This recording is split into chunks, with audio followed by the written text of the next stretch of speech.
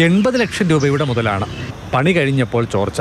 അതോടെ ഉദ്ഘാടനം പോലും നടത്താതെ നീന്തൽക്കുളം തന്നെ ഉപേക്ഷിച്ചു. പിന്നീട് ചോർച്ച പരിഹരിക്കാൻ ഇടയ്ക്ക് ശ്രമമുണ്ടായി. അതിനായി ഒരു 30 ലക്ഷം രൂപ കൂടി അനുവദിച്ചു. മേൽക്കൂര, ചുറ്റുമതിൽ നിർമ്മാണം എന്നിവ കൂടി പദ്ധതിയിൽ ഉൾക്കൊള്ളിക്കുകയും ചെയ്തു.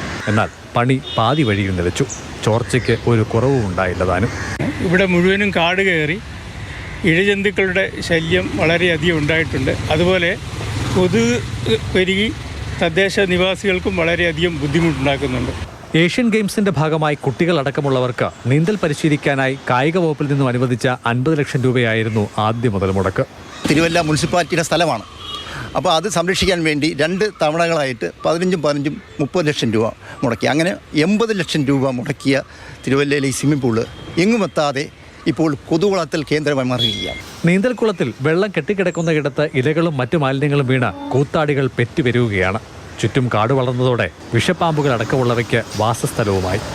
നമ്മുടെ കാശ് ഗവൺമെൻറ് ഭാഗത്തു നിന്ന് ഇങ്ങനെ ചിലവാക്കി ജനങ്ങളെ ബുദ്ധിമുട്ടിരിക്കുന്ന നമുക്ക് ഒഴിവാക്കാൻ വേണ്ടി നമുക്ക് എന്ത് ചെയ്യാൻ സാധിക്കും?